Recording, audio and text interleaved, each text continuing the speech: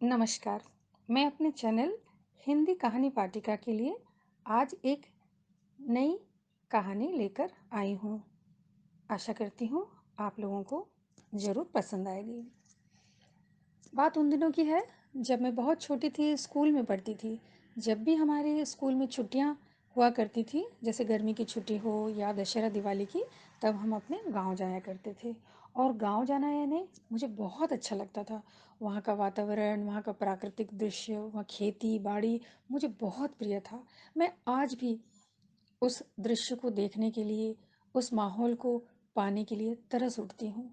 तो उस समय जब हम गांव जाया करते थे अपने दादा दादी के पास, तो वहाँ जब हम पहुँचते थे, चूँकि हमारा संयुक्त परिवार था, तो हमारे चाचा चाची अपने बच्चों के साथ, बड़े पापा, फिर बुआ जी, ये भी सब अपने बच्चों के साथ में हमसे मिलने हमारे घर पर आया करती थी। इसके अलावा जितने भी रिश्तेदार होते थे हमारे, जब उनको पता चलता था कि हम गए हुए हैं, तो वो भी आ जाते थे अपने पूरे परिवार के साथ में, बच्चों के साथ में हमारे घर में हमसे मिलने। और बहुत अच्छा माहौल बनता था, बहुत खुशियाँ मिलती थी हम लोगों को और बहुत अच्छा लगता था। इतना हम लोग सब मिलजुल के रहते थे कि देखने वालों को ऐसा लगता था शायद घर में कोई शादी विवाह का माहौल है, क्योंकि इतने सारे लोगों का एक साथ उठना बैठना, घूमना फिरना और आनंद मनाना, सच में आज वो माहौल देखने को विरले ही मिलते हैं। फिर हमारे जो चाचा के बच्चे और बुआ के बच्चे, ये सब और हम लोग सब भाई बहन मिलकर करीब 15-20 लोग हो ही जाते थे। और हम कहीं भी जाते थे तो मिलकर जाया करते थे। हमारी टोली जो है वो हमेशा साथ रहती थी और हम भाई बहनों में बहुत स्नेह था, बहुत एक लगाव बहुत था।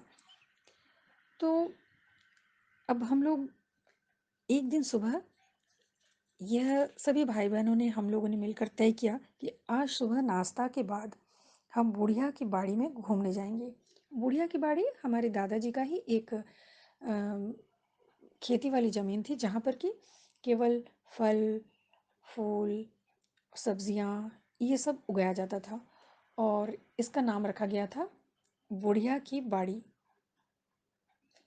तो वहाँ 2 तालाबें भी थी और बड़े-बड़े बहुत वृक्ष भी थे।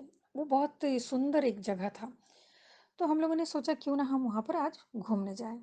घूमने जाने का अर्थ था दोपहर के भोजन तक घर नहीं लौटना, अर्थात हाथ में लंबा समय रह गया था। वहाँ जाकर घूमने का, मौज-मस्ती करने का, ऊधम करने का और शरारत करने का तो हम लोगों को जैसे परमिशन ही मिल गया था। हम सब नाश्ते के बाद अपने उस फार्म हाउस के लिए निकल पड़े। यह हमारे घर के पीछे की ओर करीब आधा किलोमीटर की दूरी पर था। वहाँ तक पहुँचने के लिए पगडंडियों से गुजरना पड़ता था। पगडंडी के दोनों ओर बाँस के और फूलों के पेड़ थे, जो कि हमारे दादाजी के भाई का था। फार्म हाउस के लिए हम कुछ दूर तक चले ही थे कि अचानक मेरे पाँव में काँटा चुभ गया। तो मैंने कहा अपने भाई बहनों से कि मैं जल्दी घर जाती हूँ और जाकर काँटा निकलवा कर फिर आती हूँ। मैं दौड़ती हुई घर चली गई। घर जाने के बाद वहाँ जो हमारे एक बुज़ुर्ग नौकर थे, उन्होंने मेरे पाँव से उस काँटे को निकाल दिया। फिर मैं चप्पल पहन करके फार्म हाउस की तरफ दौड़ पड़ी। वहाँ जाकर पहुँची तो अपने भाई बहनों को वहाँ नहीं देख पा रही थी मैं। मैं तो आश्चर्य में पड़ गई। चूँकि वह इलाका बहुत बड़ा था, इसलिए मैंने सोचा वे भीतर की ओर होंगे। चारों ओर बड़े वृक्ष, घने बाँस के जंगल, तरह-तरह के पक्षियों की बोलियाँ सुनकर व ऐसे दृश्य को देखकर मैं बहुत रोमांचित हो उठ रही थी। मुझे बहुत अच्छा लग रहा था। उससे ज़्यादा कहीं मैं रह रहकर घबरा भी उठ रही थी। मैंने सोचा शायद वे लोग मुझे डराने के लिए कहीं छिप गए होंगे, इसलिए मैं क्रमशः आगे की ओर बढ़ी जा रही थी। बारिश का मौसम था, इसलिए आसमान पर मेघ भी छा गए थे। कुल मिलाकर मौसम साफ होने की बजाय घना होते जा रहा था। मुझे सब कुछ अजीब सा लग रहा था। सारा देह छमछम कर रहा था। मैं कुछ घबराने भी लगी थी। मैंने वहीं रुककर अपने भाई बहनों को पुकारने के लिए जैसे ही मुंह खोला, तभी मेरी आंखें चमकने लगी। ध्यान से देखा तो सामने यह देखकर हैरान हो गई कि वहाँ स्थित एक तालाब में, अर्थात वो तालाब भी हमारा ही था, उस तालाब में करीब 5-6 सुंदर सुंदर गोरी कन्याएं स्नान कर रही थी, जो इतनी गौर वर्ण की थी और सुंदर थी कि मेरी आंखें चौंधिया जा रही थी। ऐसा लग रहा था एक साथ कई सूर्य चंद्र एकत्रित हो गए हैं। वे बड़े मीठे स्वर में मुझे पुकारने लगी, अरे सुनो सुनो सुनो, और खिलखिलाकर हंसने लगी। मुझे कुछ अजीब सा लग रहा था, कुछ अजीब और अनजान अनजान सा माहौल मुझे लगने लगा। इसलिए मैं 2 पल खड़े होकर उन्हें निहारने लगी। वे पानी में अटखेलियां कर रही थी और बहुत हंस रही थी। उनके पहनावे में चमकीले वस्त्र ही थे। कमर से नीचे का हिस्सा पानी में था और ऊपर के भाग पर रंगीन चमकीले वस्त्र थे, जबकि गांव की लड़कियां साधारणतः साड़ी पहनकर और गमछे को ढाककर ही तालाब में नहाने उतरती हैं। ऐसा मैं कई बार देख चुकी हूँ। मैं कुछ समझ नहीं पा रही थी उनको देखकर। मुझे ये साधारण स्त्रियां नहीं लग रही थी। बारिश होने लगी थी। दिन के उजाले में अंधेरा छाने लगा था। मैं दौड़ती दौड़ती घर पहुंची। मेरी सांस फूलने लगी थी। आज भी उनका वह सुंदर चमकता हुआ चेहरा मेरी आंखों के सामने उभर आता है। वे थी तो स्त्रियां ही, परंतु आम महिलाओं से अलग थी। उनकी आवाज में भी एक विशेष खनक थी, एक तीव्रता के साथ विशेष मीठापन भी था। उनके पूरे देह में मानो ढेरों चमकीले कण लगे हों। आमतौर पर मेकअप के सामान में जो ग्लिटर व्यवहार किया जाता है, वैसे ही अनेक ग्लिटर जैसे उनके संपूर्ण शरीर में लगे हुए थे। उस समय मेरी उम्र बहुत कम थी, लेकिन मैं इतना तो समझ ही पा रही थी कि इतना दमकता चेहरा हम साधारण लोगों का नहीं होता है। मैं उनको कमर तक ही देख पाई थी, बाकी अंग पानी के भीतर थे। बाल खुले और लंबे थे। पूरा चेहरा देखकर लग रहा था मानो किसी ने अद्भुत मेकअप कर दिया हो। घुंघराले लंबे बालों के कारण और गौर वर्ण को देखकर उनका चेहरा बहुत ज़्यादा खिल रहा था। इतना ज़्यादा प्रभावशाली और आकर्षक व्यक्तित्व मैंने देखा नहीं था। दादी नानी से सुनी कहानियाँ जो मैं सुना करती थी, उसमें जलपरी की वजह जो हमने जाना था, वो तरह तरह की जलपरियों के विषय में जो सुना था वैसे ही वे लग रही थी। उनके बार बार मुझे बुलाने पर भी मैं उनके पास नहीं गई। मैं दौड़कर घर चली गई। हाँफती हुई जाकर दादी से सब कुछ बताया। दादी कुछ गंभीर सी हो गई, फिर चुटकी बजाते हुए संस्कृत में एक मंत्र बोली। मैं बार बार दादी से पूछती रही, दादी वे कौन थी? दादी ने कहा, अरे होगी कोई आस पड़ोस की लड़कियां। मैंने फिर पूछा, पर वे तो अलग किस्म की थी। दादी ने मुझे इधर उधर की बातें कहकर बहला दिया और हमारे नौकर प्रफुल्ल से बोली, जरा जाकर देखा ना तो कौन हमारे तालाब में उतरा है। मेरे बाकी भाई बहन तब तक घर लौट आए थे। उन्होंने मुझे देखकर पूछा, क्या हुआ, तो आई क्यों नहीं?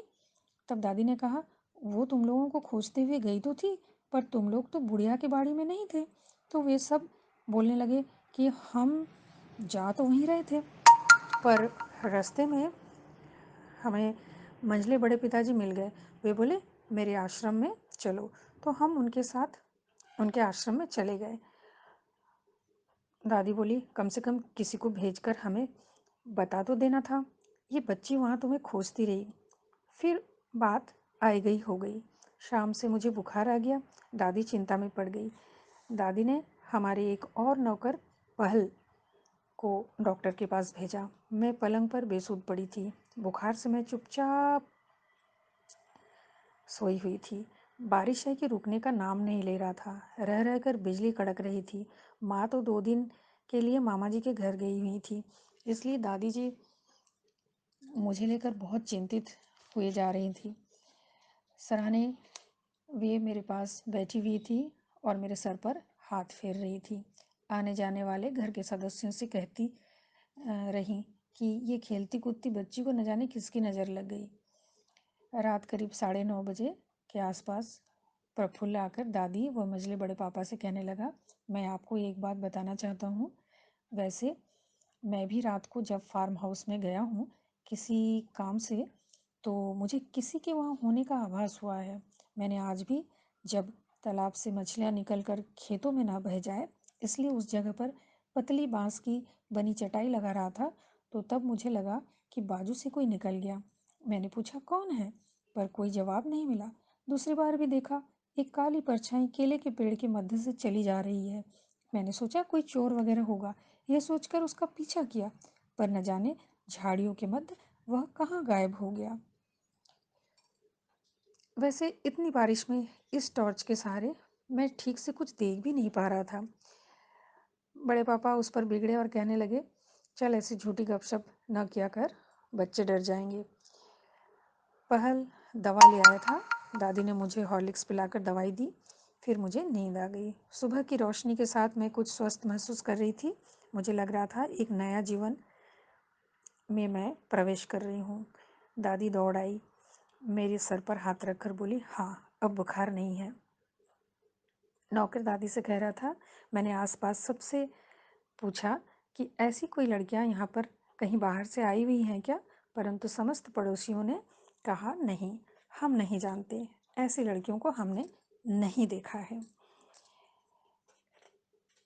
इस बात को गुजरे कई बरस तो बीत गए हैं, परंतु मुझे आज भी उनका वह दृश्य, वह हंसना, खिलखिलाना, अटखेलियाँ करना, सब कुछ याद आता है। मुझे ऐसा लगता है कि शायद वे जलपरियाँ ही थीं। आशा करती हूँ आपको मेरी ये कहानी अच्छी लगी होगी।